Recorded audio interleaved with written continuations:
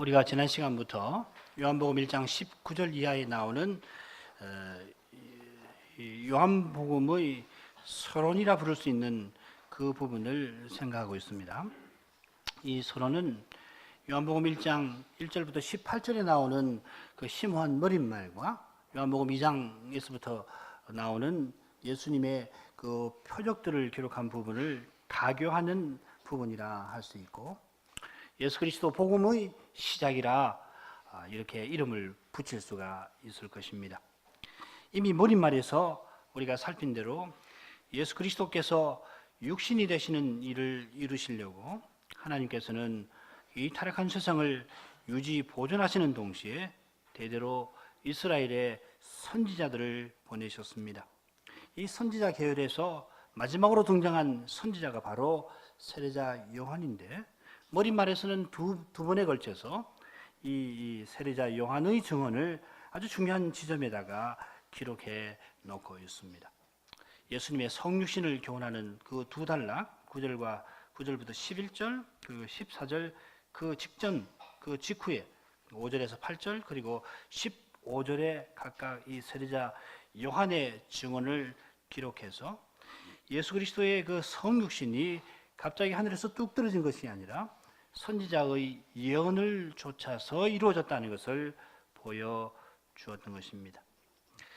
우리는 그리스도께서 오신 이후에 그리스도가 심지어 사도들을 온 세상에 보내어서 복음을 다 전하게 하신 그 이후에 살고 있기 때문에 아버지 품속에 계시는 독생하신 하나님이 육신이 되어서 우리 가운데 친히 성막도 되시고 친히 성막을 치시면서 그 거룩한 영광을 비춰주시는 사실을 이날에도 맛보고 있습니다. 그러나 우리가 이 주일 예배에서 배우는 아버지의 독생자의 영광, 이 하나님 나라의 실질은 구약의 선지자들과 의인들에게는 간절히 보고자 하지만 볼 수 없던 그러한 것이었습니다. 내가 진실로 너에게 이르노니 많은 선지자와 의인이 너희 보는 것들을 보고자 하여도 보지 못하였고 너희 듣는 것을 듣고자 하여도 듣지 못하였느니라. 마태복음 13장 17절의 말씀입니다. 우리가 머릿말에서 배웠고 거룩한 교회로서 지금 맛보아가고 있는 이 내용이 구약시대의 선지자들과 의인들에게는 그림자와 예표를 통하여 윤곽 정도로만 볼 수가 있었던 겁니다. 가령 예수께서 오셔서 아버지와 아들께서 성신 안에서 맺고 계시는 영원한 관계를 우리에게 알려주실 뿐만 아니라 우리도 하나님과 그의 보내신 자 예수 그리스도와 그러한 관계를 맺고 살 수 있게 하셨는데, 이 거룩하고 복된 관계는 오직 그리스도가 이 세상에 오셔서 또한 성신을 우리 안에 내주해 주실 때에 실질적으로 맛볼 수가 있게 되었습니다. 요한일서 4장 12절 13절 어느 때나 하나님을 본 사람이 없으되 만일 우리가 서로 사랑하면 하나님이 우리 안에 거하시고 그의 사랑이 우리 안에 온전히 이루느니라. 그의 성신을 우리에게 주심으로 우리가 그 안에 거하고 그가 우리 안에 거하시는 줄을 아느니라. 아버지께서 아들 안에, 아들이 아버지 안에 계시는 것처럼 하나님의 관계가 영원한 관계가 이 관계인데, 그처럼 하나님이 우리 안에, 우리가 하나님 안에 거합니다. 이것이 우리가 교회로 존재하는 것입니다. 이것이 우리가 신자로 존재하는 것입니다. 이렇게 우리가 하나님 안에, 하나님이 우리 안에 거하시는 것은 우리가 그리스도 안에, 그리스도가 우리 안에 거하시기 때문이지 않습니까? 물론 그리스도께서, 부활하신 그리스도가 우리 안에 성신을 그리스도의 영으로 우리에게 주셔서 이런 일이 일어났습니다. 우리가 그리스도와 그리스도를 통하여 하나님과 이런 신비하고 거룩한 관계를 맺는 사실도 중요합니다마는, 놀라운 일입니다마는, 더욱 놀라운 것은 우리가 하나님과 더불어 교제하는 이 성도의 사귐이 아버지와 아들이 성신 안에서 영원히 맺으시는 그 사랑의 관계에 방불한다 하는 것입니다.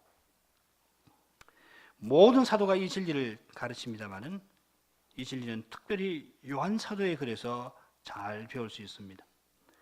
우리가 교회로서 이 거룩한 관계와 교제를 맛보고 있습니다만은 지금 우리가 맛보는 것은 장차 우리가 영원한 세계에서 맛보게 될 것과 비교하면은 실로 미미한 것일 겁니다.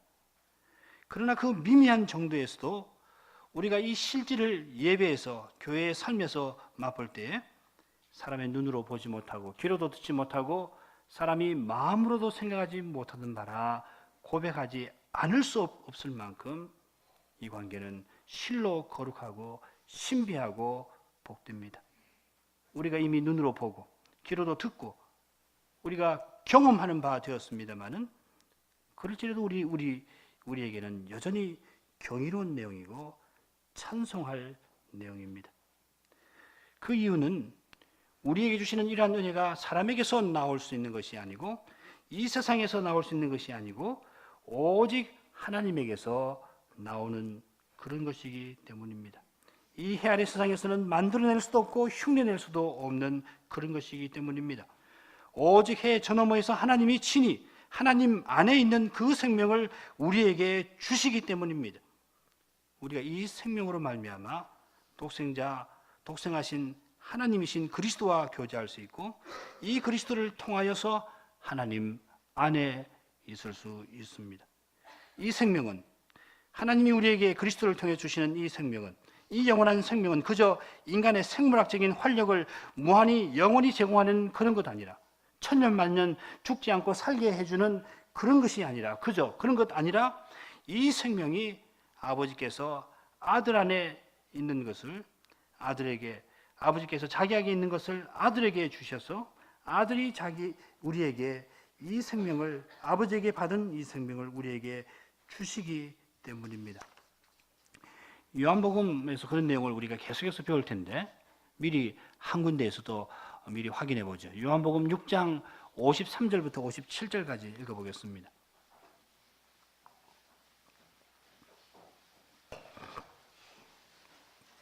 요한복음 6장 53절 예수께서 이르시되 내가 진실로 진실로 너희에게 이르노니 인자의 살을 먹지 아니하고 인자의 피를 마시지 아니하면 너희 속에 생명이 없느니라. 내 살을 먹고 내 피를 마시는 자는 영생을 가졌고 마지막 날에 내가 그를 다시 살리리니 내 살은 참된 양식이요 내 피는 참된 음료로다. 내 살을 먹고 내 피를 마시는 자는 내 안에 거하고 나도 그 안에 거하나니 살아계신 아버지께서 나를 보내시며 내가 아버지로 인하여 사는 것 같이 나를 먹는 그 사람도 나로 인하여 살리라. 참 심오한 말씀이라 우리가 이 본문에서 깊이 생각할 예정입니다만은 분명한 것은 우리에게 주시는 영원한 생명은 인자의 살이고 인자의 피를 먹고 마시는 거기에 있고 인자의 살을 먹고 인자의 피를 마시는 사람인 그리스도 안에 거하고 그리스도는 그의 안에 거하신다. 바로 이 관계에 영원한 생명의 실질이 있다 하는 것입니다. 우리가 다음 주 성찬에서 경험하고자 하는 맛보고자 하는 내용이 바로 여기 있는 것입니다.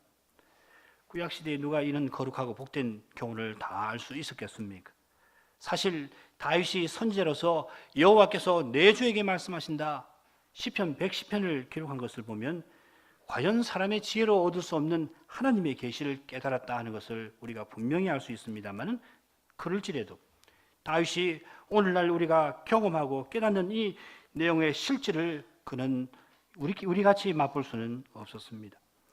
그리스도로 말미암아 베푸시는 은혜의 내용은 실로 높고 거룩하고 넓어서 우리 인생이 그리스도를 알고 그리스도의 은혜를 제대로 맛보기 위해서는 길고 긴 준비의 과정이 꼭 필요했던 것입니다. 하나님께서는 그 길고 긴 역사의 과정에서 한 채의 착오도 없이 이 거룩한 이 위대한 구속의 일을 경영해 오셨는데 마침내 그 원하시는 때가 이르러 그리스도를 보내려 하실 때에는 선지자 말라기를 통하여 메시아에게를 예비하는 엘리야를 보내리라 하신 대로 마지막 선지자 세례 요한을 보내오셨던 것입니다. 주님께서 세례자 요한이 예비한 그 길 위에 서서 마침내 메시아의 고유한 사명을 이제 이루어 나아가실 것입니다. 요한 사도는 요한복음 서론에서 이 준비 과정, 곧 복음의 시작을 상세히 기록합니다. 이렇게 이 서론에서는 무엇보다도 세례 요한이 나는 그리스도가 아니라 힘주어 증언하는 동시에 자기에게 세례받으신 그리스도가 얼마나 높으신 분인가를 증언한 그것을 이 서론은 생생하게 기록하고 있습니다. 또한 예수님께서 세례 요한의 제자들 중에서 자기 제자 5명을 부르신 일이 서론의 중요한 내용을 이루고 있습니다. 이들은 장차 주님의 표적과 강서를 온 세상에 증언할 자로 부름을 받은 것입니다.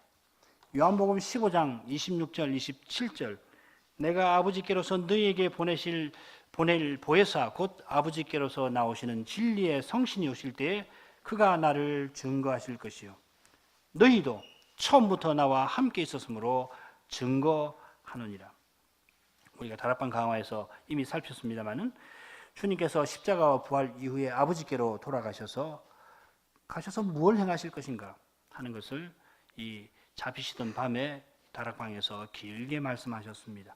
그 중요한 내용 가운데 하나는 보혜사 성신을 보내신다는 건데 보혜사 성신이 오셔서 그리스도의 교회를 세우시는 그 일에 제일 중요한 것이 바로 이 사도들을 그리스도의 증인들로 구비시켜 주시는 그 일입니다. 바로 이 일의 출발이 어떻게 이루어졌는가? 요한복음은 서론에 그 내용을 기록하고 있습니다. 이미 잘 알고 계시겠지만은 공간복음에서 주님이 처음 네 제자를 부르시는 장면, 그리고 마침내 12 제자를 사도로 세우시는 장면. 요한복음, 공간복음, 마태, 마가, 누가는 이 내용을 아주 중요하게 기록하고 있지 않습니까? 자, 그 장면과는 다른 그보다 훨씬 앞에 있었던 주님이 제자를 부르시는 그 장면이 이 서론에 기록되어 있습니다. 이 부분을 요한복음의 마지막 장면과 마지막 장과 견주어 살피면 우리가 배울 점이 많이 있습니다. 자, 이런 것은 차차로 생각하도록 하고 지난 시간에 이어서 계속해서 본문을 살펴나가도록 하겠습니다. 세례 요한이 요단강 저편 베다니에서 세례를 주고 있을 때 예루살렘으로부터 제사장들과 레위인이 찾아와 너는 누구냐 하는 질문을 던집니다. 이 질문은 유대 당국이 세례 요한을 요시찰 인물로 규정하고 그가 메시아인 여부를 살피는 것입니다. 세례 요한은 그들의 질문에 드러내어 말하고 숨기지 아니하는 태도로, 즉 시인하고 부인하지 아니하는 태도로 나는 그리스도가 아니라 대답합니다. 그러니까 시인하고 부인하지 아니하는 태도는 하나님이 보내신 그 증인의 요구되는 태도라 이 말씀이죠. 자기가 그리스도가 아니니까 그렇다고 대답한 것입니다만은 나는 정말로 그리스도가 아닙니다. 나는 그리스도 아닙니다 하고 단호하게 대답한 것이 우리 주목을 끕니다. 이렇게 단호하게 대답한 이유에 대해서 우리가 지난 시간 조금 생각해 봤습니다만은 그 연유가 무엇이든지 간에 분명한 것은 세례 요한이 이로써 사람들의 모든 관심이 조금 더 그리스도에게 향하게 하고 자기에게 조금 더 쏠리지 않게 하려 하였다는 사실입니다. 세례 요한의 가마력과 영향력이 얼마나 큰지 조금이라도 아는 사람이라면 그가 이렇게 단호하게 대답한 의도를 놓칠 수 없을 겁니다. 사람들이 세례 요한을 얼마나 높이고 그의 말을 얼마나 신뢰했는지 그가 죽은 후에도 그의 권위가 여전할 정도였습니다. 마가복음 11장 32절 그러면 사람에게로서라 할까 하였으나 모든 사람이 요한을 참 선지자로 여김으로 저희가 백성을 무서워하는지라.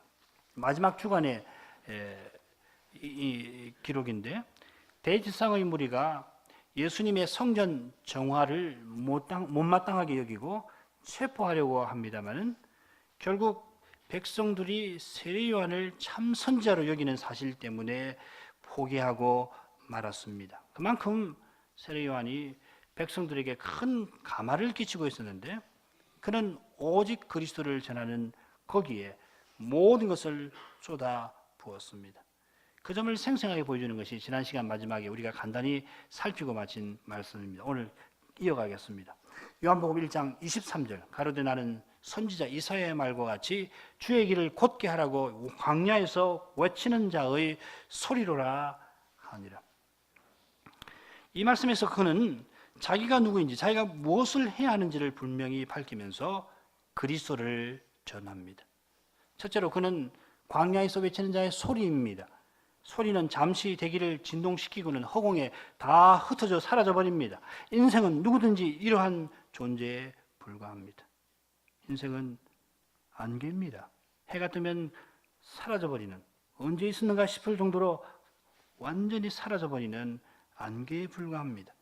이 세상에서 가장 위대한 선지자라도 그 점에서는 평범한 우리와 하나도 다르지 않습니다. 선지자의 위대함과 평범한 우리의 평범함마저도 우리 자신에게 있지 아니하고 우리를 세상에 보내시고 인생으로 살게 하시는 하나님의 은택과 은혜에 있습니다. 일상이 지루할 만큼 무료하게 평범하게 흘러간다고 현대인들은 그렇게 말하는데, 그러나 일상이 지루할 만큼 평범하게 흘러가는 것도 하나님께서 매 순간 모든 선한 것을 주시기 때문입니다. 일상의 무료함은 하나님이 주시는 선한 것을 그 선하신 뜻대로 쓰지 아니하기 때문에 생기는 겁니다. 반대로 하나님이 주시는 모든 선한 것, 특별히 하나님의 은혜는 이런 인생을 위대한 선지자가 능히 되게 하십니다. 대기를 잠시 울리며 사라지는 그 소리가 하나님의 말씀을 담고 있을 때, 하나님의 말씀을 전할 때, 그 소리가 하나님 말씀만을 전할 때 거기서 마른 막대기 같은 인생이 위대한 선자의 모습을 드러냅니다. 평범하기 짝이 없는 우리의 삶도 그리스도의 생명을 살아내기만 하면은 지나가는 그림자 같은 우리 인생에 영생의 빛이 비칠 것입니다. 바로 여기에 우리가 날마다 사는 목적이 있는 겁니다. 이 점이 우리가 세례자 요한의 증언에서 생각할 수 있는 또 하나의 교훈일 겁니다. 마지막 선지자는 자기가 무엇을 위하여 세상에 왔는지를 정확하게 알고 있었을 뿐만 아니라 바로 그 일을 이루려고 자기 전부를 쏟아 부었습니다. 마지막 선지자는 위대한 선지자 이사야의 예언에 나타난 하나님의 뜻을 좇아 주의 길을 곧게 하라고 광야에서 외치는 자의 소리로서의 소임을 다하였습니다. 세례자 요한은 광야에서 외쳤습니다. 이건 물론 그가 유대 광야에서 사역한 것을 가리킵니다마는 그와 아울러서 광야의 상태에 있는 이스라엘에게 대하여 사역한 것을 가리킵니다. 이 말씀이 이사야 40장을 인용한 말씀인데 그 말씀을 보면 이 내용을 잘 알 수 있습니다. 이사야 40장 1절부터 3절까지 읽겠습니다.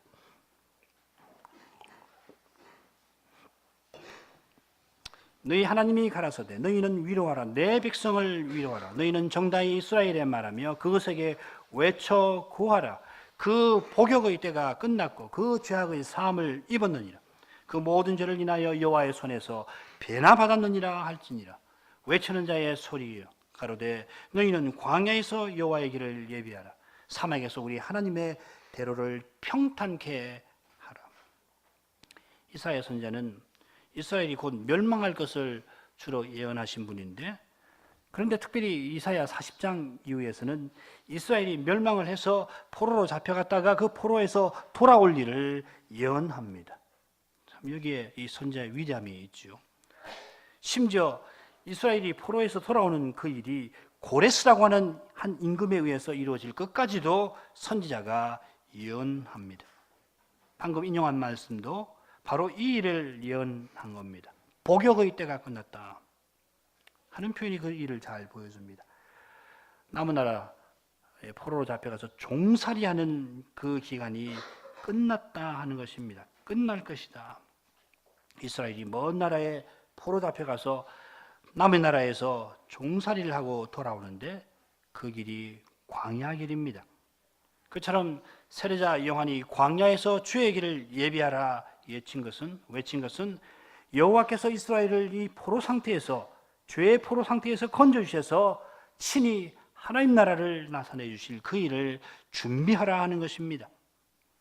물론 이스라엘이 주전 6세기 말에 70년 복역의 때를 다 마치고 고레스의 칙령을 따라 고국으로 돌아왔고 마침내 성전을 지었습니다. 이사야 선지자가 이사야 40장 이하에서 이 일을 물론 예언하였습니다마는 동시에 그리스도를 보내셔서 이스라엘을 죄의 노예 상태에서 건져주실 그 일을 함께 예언한 것입니다. 선지자 요한은 세례자 요한은 모든 선자들이 바라던 그때가 이제 목전에 이른 것을 알고 이사야 선지자의 예언대로 자기가 메시아의 길을 예비할 사람으로 보냄받은 것을 확신하고는 이스라엘들어 메시아의 오심을 준비하라 한 것입니다. 세례자 요한은 자신이 누구인지를 잘 알았는데 그건 실질로 자기가 무슨 일을 행하러 이 세상에 온 것을 잘 한 것입니다. 우리의 정체성은 우리의 사명의식과 붙어 있습니다. 하나님이 주신 사명, 소명, 곧 하나님이 주신 은사와 직분을 떠나서 내가 누구인지 아무리 생각해 보더라도 거기서는 참된 대답을 얻을 수가 없을 겁니다. 오히려 생각하면 할수록 더욱 오리무중이 될 겁니다. 그 이유가 자명합니다. 자기를 아는 참된 그 길을 제쳐놓고 다른 길에 서기 때문입니다. 내가 누구인지, 내가 무엇인지 아는 길은 오직 그리스도 안에 있고 그리스도와 연합된 교회 안에 있습니다. 이 말은 하나님께서 그리스도를 보내셔서 하나님의 모든 뜻을 드러내셨기 때문이고 그리스도께서 주님의 몸으로서 교회를 세우시는 이 일로 그 뜻을 다 이루고 계시기 때문입니다. 그리스도께서 내 안에 계시고 내가 그리스도 안에 있어야 자기가 누구인가, 인생이 무엇인가를 알 수 있습니다. 그처럼 그리스도의 몸인 교회로 서서 그리스도의 지체로 행하는 사람이 자기의 소명과 사명을 알고 성신을 의지함으로 이 소명을 행하고 이 사명을 이루어 자기가 누구인지를 점점 확신할 수가 있는 것입니다. 자, 계속해서 그 다음 말씀에서 사도의 교훈을 살펴나가도록 하겠습니다. 요한복음 1장 24절, 저희는 바리새인들에게서 보낸 자람. 이 말씀 두 가지로 해석이 가능합니다. 첫째는 우리말 성경처럼 저희는 바리새인들에게서 보냄을 받았다 이렇게 할 수 있고, 둘째로 몇몇 바리새인들이 보냄을 받았다 이렇게 할 수 있습니다. 어떻게 해석하든지 이 19절의 내용을 고려할 때 다소 난점이 있습니다. 19절에는 제사장들과 레인들이 보냄받았다고 되어 있는데 이들은 바리새인들이 아니고 사두개인입니다. 요한복음에는 사두개인이라는 말이 나오지 않죠. 19절만 보면은 사두개인들이 왔는데 24절에서는 저희는 바리새인들에게서 보낸 자라 이렇게 하면은 역사적 사실과 잘 어울리지 않을 수가 있습니다. 유대인의 공예는 사두개인과 바리새인으로 구성이 되어 있었습니다. 그런데 아무래도 이 공회의 권력은 대제사장의 무리 곧 사두개파가 쥐고 있었기 때문에 바리새인들이 제사장들과 레인들을 보냈다 이렇게 보기는 어렵습니다. 어쩌면은 바리새인들이 얼마 후에 예수님을 감시하는 것처럼 세례자 요한을 주의 깊게 살피고는 권력자인 사두개파에게 이 일을 제안했을 수도 있겠습니다. 이건 뭐 다 추측에 불과합니다. 여러 점을 고려할 때 19절에 언급된 제사장들과 레인들이 바리새인들에게서 보냄받았다 이렇게 보기보다는 그들 외에 몇몇 바리새인들도 함께 왔다 이렇게 보는 것이 더 자연스러운지 모르겠습니다. 자, 그렇게 보면 이제 마태복음에 기록된 이 사건과도 잘 자연스럽게 조화가 될 겁니다. 24절과 관련해서 중요하게 생각할 점은 바리새인들이 제사장들과 레인들과 함께 갔는데 어째서 요한 사도는 세례자 요한이 제사장들과 레인들과 나눈 대화를 복음서 서론에 중요하게 선놓았는가 하는 것입니다. 그건 무엇보다도 세례자 요한이 이들의 물음에 대답하면서 전한 교훈의 내용, 그리스도에 관한 세례자 요한의 증언이 자기가 요한 사도가 저술하는 이 복음서에 적절하기 때문일 겁니다. 자, 이 점을 염두에 두고 우리가 다음에 나오는 구절들을 살피는 것이 좋을 것입니다. 세례자 요한이 자기를 광야에서 외치는 자의 소리라고 증언하니까 예루살렘에서 보냄받은 자들이 계속해서 묻습니다. 25절부터 27절까지 읽습니다. 또 물어 가로되 네가 만일 그리스도도 아니요 엘리야도 아니요 그 선지자도 아닐진데 어찌하여 세례를 주느냐. 요한이 대답하되 나는 물로 세례를 주거니와 너희 가운데 너희가 알지 못하는 한 사람이 있었으니 곧 내 뒤에 오시는 그이라. 나는 그의 신들매 불기도 감당치 못하겠노라 하더라. 제사장들과 레위인들과 함께 왔던 몇몇 바리새인들이 앞서 이루어진 대화 위에서 세례자 요한의 그 세례에 관하여서 묻습니다. 제사장들과 레위인들이 처음에 세례자 요한을 추궁해도 별다른 소득을 거두지 못하자 그러면 너는 너 자신에 대해서 뭐라고 증언하느냐 이렇게 물었고, 거기에 대해서 세례자 요한이 방금 살핀 대로 1장 23절에서 자기가 광야에서 외치는 자의 소리라고 대답해 주었습니다. 그때 함께 왔던 바리새인들이 질문의 공세를 늦추지 않고 어째서 세례를 주느냐, 그리스도가 아닌데 왜 세례를 주느냐고 추궁합니다. 물론 제사장들과 레위인들도 곁에 있으면서 거들었겠죠. 그들은 옆에 가만히 있고 바리새인들만 이야기했다 그렇게 보는 건 좋지 않을 겁니다. 이미 유대교는 이방인 입문자들에게 세례를 베풀고 있었습니다. 남자는 할례를 행했고 그리고 남자와 여자 공히 세례를 베풀었습니다. 아마 이 세례는 이방인들이 부정한 상태에 있기 때문에 정한 상태로 옮기는 그런 예식을 뜻했을 겁니다. 그런데 세례 요한은 이방인이 아닌 유대인에게 세례를 베풀면서 회개를 촉구하였습니다. 게다가 공관복음서의 기록에 따르면 수많은 사람이 그에게 나아가 이 회개의 세례를 받고 있었습니다. 이들은 세례 요한이 스스로 증언하기를 자기가 그리스도도 아니고 엘리야도 아니고 그 선지자도 아니라면은 세례를 줄 자격이 뭐냐고 묻습니다. 요컨대 바리새인들이 생각할 때에 세례 주는 일과 메시아로서의 자격이 서로 연결되어 있다는 것을 짐작해 볼 수 있습니다. 아마 이들은 세례 요한의 세례가 이 에스겔 36장 혹은 스가랴 13장에 나온 그런 이 종말에 메시아가 오셔서 행하시는 그런 의미를 갖는 것으로 생각한 것이 분명합니다. 에스겔 36장 25절을 읽어보겠습니다. 에스겔 36장 25절 맑은 물로 너희에게 뿌려서 너희로 정결케 하되 곧 너희 모든 더러운 것에서와 모든 우상을 섬김에서 너희를 정결케 할 것이며. 세례 요한이 물로 세례를 베풀면서 회개의 세례를 전했는데 에스겔 선지자가 메시아 오실 때에 관하여 예언한 내용과 매우 비슷하지 않습니까? 그러니까 이들은 세례 요한대로 자기가 그리스도 아니면서 어떻게 메시아께서 오셔서 하실 법한 그런 일을 네가 하느냐 묻는 겁니다. 어떻게 보면 예루살렘에서 보낸 바리새인들이 핵심적인 질문을 던졌다 할 수 있습니다. 이에 세례 요한은 자기가 물로 세례 주는 사실에서 너희 가운데 서 있는, 그런데 너희가 알지 못하는 한 사람에게로 주의를 돌려서 그들의 물음에 분명하게 대답합니다. 이로써 세례 요한은 서문에서 언급된 대로 23절에서 직접 고백한 대로 자기가 이 위대한 분을 봉사하는 사람이고 자기가 세례 주는 그 이유도 이 위대하신 분의 길을 예비하기 위함이라고 밝히는 겁니다.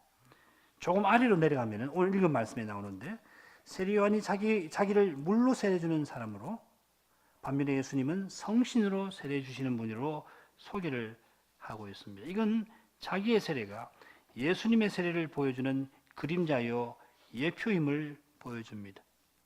질문을 던진 사람들이 세례 요한의 이런 교훈을 들을 때 얼마나 정확히 알았겠습니까마는 세례 요한은 이로써 그들이 묻는 질문에 대해서 정확한 대답을 제시합니다. 요컨대 에스겔 선지자가 예언하기를 장차 메시아가 오실 때 물로 깨끗하게 하신다고 할 때 이는 메시아가 그 백성을 그냥 물 뿌리는 그런 것만 아니고 그 백성을 죄로부터 정결하게 하실 것을 가리키는 것인데, 자기가 와서 물로 세례를 베푸는 일은 그와 같이 메시아가 오셔서 인생을 죄에서 깨끗하게 하실 일을 가리켜 보여주는 것이라 하는 겁니다. 그러니까 세례자 요한의 세례는 구약 선지자의 예언을 일부 실현하는 면이 있습니다. 그런 점에서 요한의 세례는 구약의 어느 세례와도 구별됩니다. 동시에 요한의 세례는 여전히 오실 메시아와 그분의 사역을 가리켜 보여주는 역할을 합니다. 자, 이런 점에서 세례 요한의 세례는 여전히 구약의 성격, 곧 그림자와 예표의 성격을 지닌다 하겠습니다. 세례 요한이 아주 중요한 인물이죠. 자, 이 점에 관해서는 다음번에 우리가 조금 더 생각을 할 수가 있을 겁니다. 아무튼지 세례 요한이 자기가 물로 세례 주는 사실을 담담히 언급하면서 곧장 그리스도를 증언함으로 바리새인의 물음에 적절히 대답해 주었다는 겁니다. 그러므로 그가 그리스도를 어떻게 증언하는지 조금 더 생각하고 다음 구절로 넘어가는 것이 좋습니다.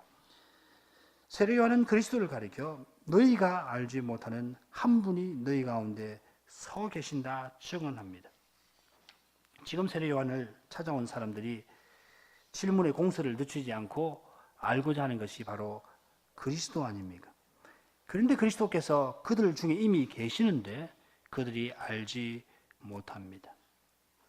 지금 이 상황을 이건 아마 예수님이 세례를 받으시고 40일 동안 금식하시며 마귀에게 시험 당하신 그 이후 사건으로 보시는 게 좋을 겁니다. 이 내용은 제가 다음 시간에 좀 더 설명해 드리겠습니다. 그 역사적인 정황은 아마 그런 정도로 생각하시면 됩니다. 그러니까 예수님이 광야에서 돌아오셔서 지금 세례 요한과 접촉을 하는 데입니다. 그래서 우리 다음번 공부할 때도 나오게 되겠습니다만 지금 예수님이 너희들 중에 계신다 그렇게 이야기를 하고 있는 겁니다. 자, 그들이 이 세례 요한에게 질문을 퍼부면서 그리스도를 알려고 했는데 그런데 그 그리스도가 그들 중에 계시지만은 그들은 알지는 못합니다. 이는 머리 말에서 참빛이 자기 집에 왔으나 자기 백성이 영접지 아니하였다 하는 표현의 좋은 증거일 겁니다. 그들이 그리스도에 관하여 꽤 알고 있는 사람들처럼 세례 요한에게 질문을 던졌습니다마는 그런 지식이 정작 그들 가운데 이미 서 계시는 그리스도를 식별하는 데에는 전혀 도움을 주지 못합니다. 도움이 되기는커녕 오히려 그리스도를 대적하는 데에 쓰이게 됩니다. 요한복음서에서 우리가 그 사실을 계속 알게 될 겁니다. 자, 그런데 우리 인생이 그리스도를 알지 못하는 것은 어떤 의미에서는 당연한 일이기도 합니다. 왜냐하면 심지어 세례 요한도 자기가 그리스도를 알지 못했다고 고백을 하고 있기 때문입니다. 나도 그를 알지 못하였으나 31절에도 말하고 33절에도 말합니다. 그리스도는 한낱 사람의 지혜와 능력으로 알 수 있는 그런 분 아닙니다. 한낱 사람의 눈에 보이는 대로 그리스도를 대하면 그는 목수 요셉의 아들에 불과하고 40세도 못된 이 갈릴리 사람으로 보이고 율법을 상당히 하는 랍비 중에 한 사람에 불과하고 더러 기적을 행하는 그런 좀 특별한 비상한 사람 혹은 이상한 사람으로 보입니다. 자, 이런 지식들은 틀림없는 사실적인 지식입니다만은 그러나 그리스도를 참으로 아는 지식은 아닙니다. 이게 역사적 예수에 대한 지식은 되지 못하지만 될 수 있을지언정 그리스도를 참으로 아는 지식은 아닙니다. 그리스도를 아는 지식은 오직 하나님의 계시를 통해서만 알 수가 있습니다. 아버지 외에는 아들을 아는 이가 없습니다. 성신께서만 그리스도를 우리에게 알게 하십니다. 그래서 세례 요한도 바리새인들처럼 한낱 사람이어서 그 스스로는 그리스도를 알지 못하였습니다마는 하나님의 계시를 통하여서 그가 그리스도를 참으로 알게 되었습니다. 세례 요한이 나도 그리스도를 알지 못하였다 말한 것은 인생이 스스로 그리스도를 알 수 없다는 겸손한 고백입니다. 그러나 바리새인들이 알지 못하였던 것은 스스로 그리스도를 알 수 있다고 생각했기 때문입니다. 그리스도도 자기네 목적에 이용하려고 생각했기 때문에 그들은 그리스도가 오셨어도 그분을 알아보지 못했습니다.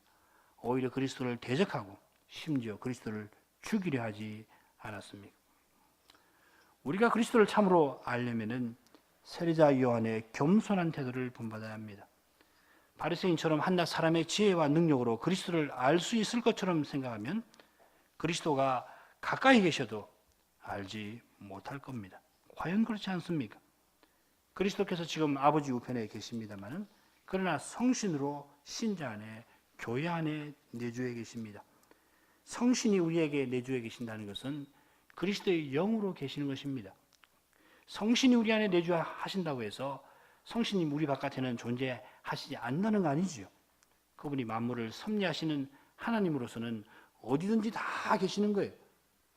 무소부재하신 분입니다. 그런 하나님, 특별히 그리스도의 영으로서 지금 우리 안에 내주해 계시는데 이 사실은 곧 그리스도가 우리 안에 내주하신다는 것을 가리킵니다. 성신이 우리 안에 계셔서 그리스도께서 우리 안에 계시고 우리가 그분 안에 있고 그처럼 그리스도를 통해서 하나님이 우리 안에 우리가 하나님 안에 있습니다. 그래서 그리스도의 사랑으로 사랑하는 교회 안에 하나님이 계시는 것입니다. 이 교회는 아버지와 그의 아들 예수 그리스도와 거룩한 사귐을 나누고 있습니다. 아무도 하나님을 본 사람이 없는 이 세상에 거룩한 교회가 존재하면 사람들이 이 교회에서 하나님을 만날 수 있습니다. 그 이유는 이 교회에 그리스도가 계시기 때문입니다. 그런데 한낱 사람의 지혜와 능력으로 그리스도를 알려는 사람은 이 거룩한 교회에서 그리스도를 발견하지 못할 것입니다. 사람만 보일 겁니다. 한낱 사람만 보이기 때문에 한낱 사람을 대하는 그런 태도를 취하게 될 겁니다. 하나님께서 그러나 그리스도께서는 강단에서 전파되는 복음 강설에 친히 임재하셔서 우리에게 오고 계십니다. 하나님이 예배에서 말씀과 함께 우리에게 다가오십니다. 우리가 복음 강설에서 그리스도의 음성을 들어야 하고 예배에서 말씀의 거룩한 빛 가운데서 하나님 영광을 보아야 합니다. 그 길은 세례 요한처럼 겸손한 태도로 성신을 의지하는 것입니다.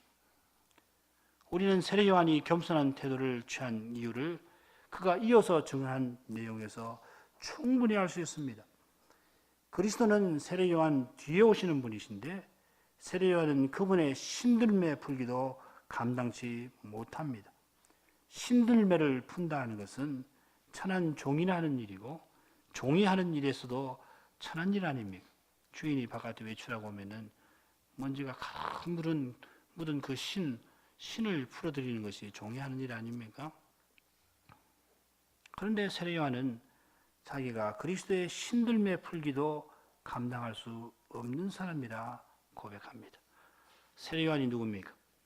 우리 주님은 여인이 낳은 자 중에 세례 요한보다 큰 자가 없다 하신 그런 인물 아닙니까?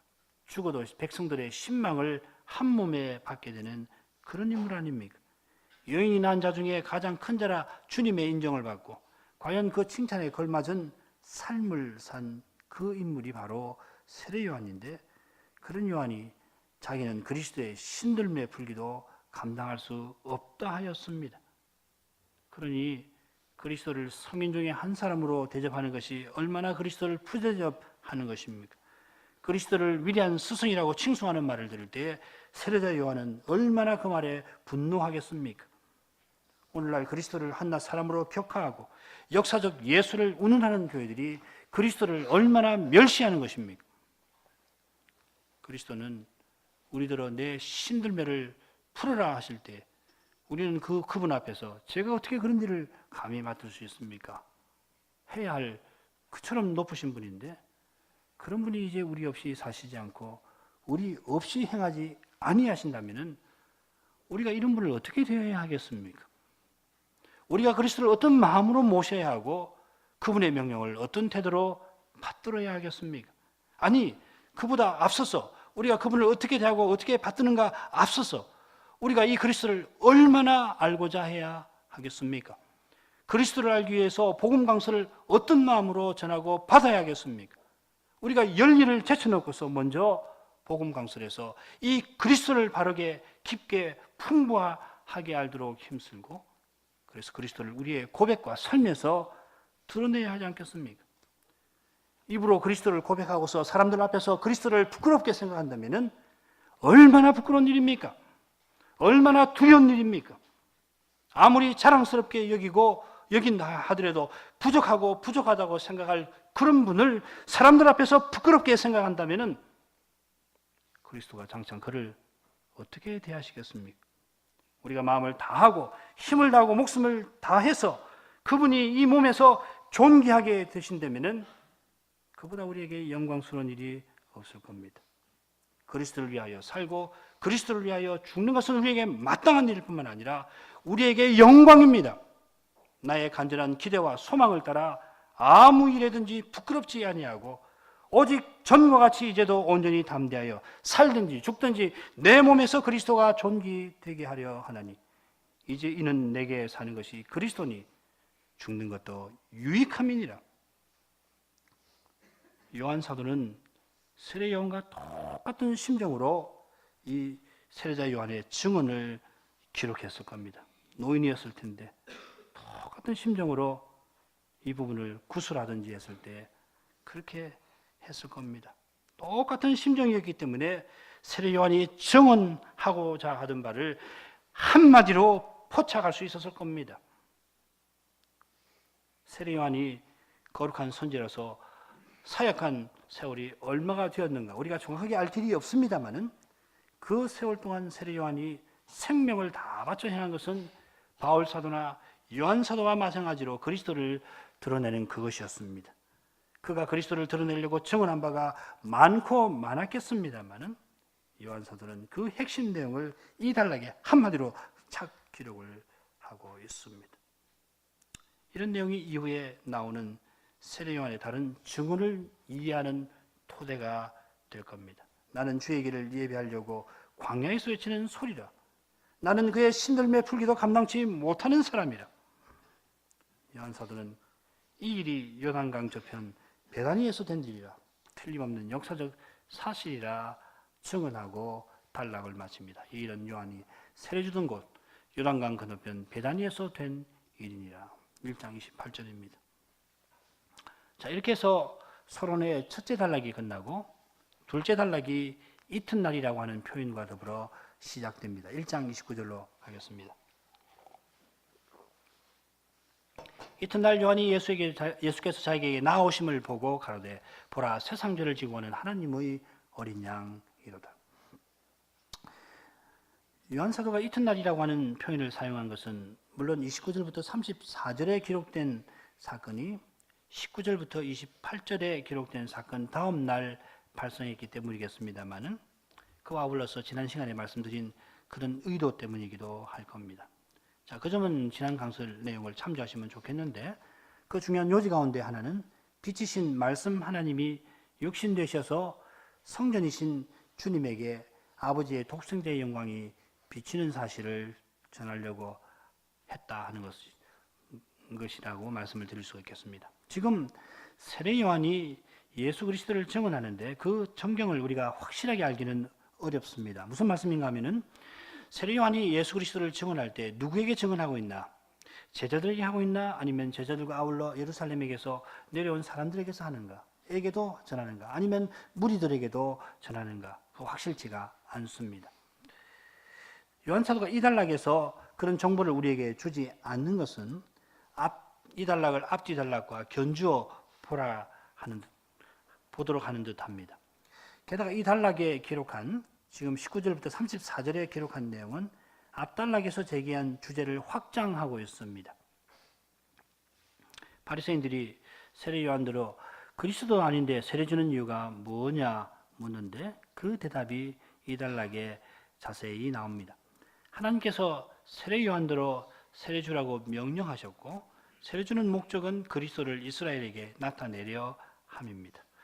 그처럼 그리스도께서 세례 요한 뒤에 오시는 분이지만은 세례 요한이 그 신들매를 풀기 감당치 못할 분이라고 앞단락에서 고백했는데 그리스도의 위대하심에 관한 내용이 그리스도의 본성, 신성과 그분의 사명이라는 점에서 이 29절 이하의 단락에 좀 더 부연 설명되어 있습니다.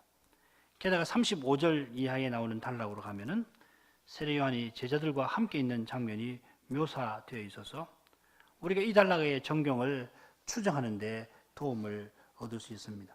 자, 이런 점들을 보면 세례 요한이 제자들과 무리 앞에서 또한 산헤드린에서 보낸 사람들에게 그리스도를 증언하고 있다. 이렇게 보는 것이 여러 면에서 자연스럽습니다.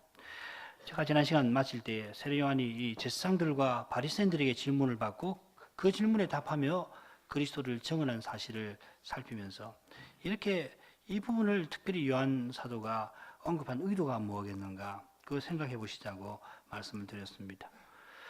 그 의도를 알 수 있는 한 가지 중요한 내용이 방금 읽은 말씀에 나오는 요한의 증언입니다. 보라, 세상 죄를 지고 오는 하나님의 어린 양이로다. 세례 요한은 예수님이 자기에게 나오시는 것을 보고 사람들 앞에서 세상 죄를 지고 가는 하나님의 어린 양을 보아라 증언합니다. 다음 시간에 우리가 이 증언에 담긴 교훈을 자세히 생각하겠는데, 이 증언은 지금 찾아온 제사장과 레인들에게 적절한 증언이고, 요한복음에서 사도 요한이 증언할 내용의 요지가 될 것입니다. 요한 사도가 주님의 표적을 선별한 것처럼 세례 요한의 증언에서도 선별을 하였는데, 그 목적은 예수 그리스도를 자기가 잘 증언하기 위함입니다. 과연 그리스도는 세상 죄를 없이 하려고 옛 언약을 다 이루셨습니다. 하나님의 어린 양이라고 하는 표현에 구약의 모든 규례가 요약되어 있습니다. 다음 시간에 이 내용을 더 자세히 살피죠. 기도하겠습니다.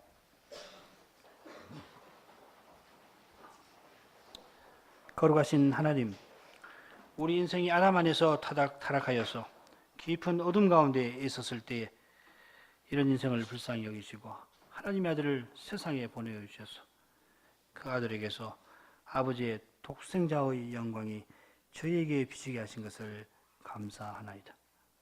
이날에도 저희가 그 영광을 배웁게 하여 주시고 하나님 사랑을 더욱 확신하게 하시옵나이다. 과연 인생이 그리스도를 아는 거기에 구원이 있고 그리스도를 통하여 하나님을 가까이 하는 거기에 영원한 생명이 있사옵나이다.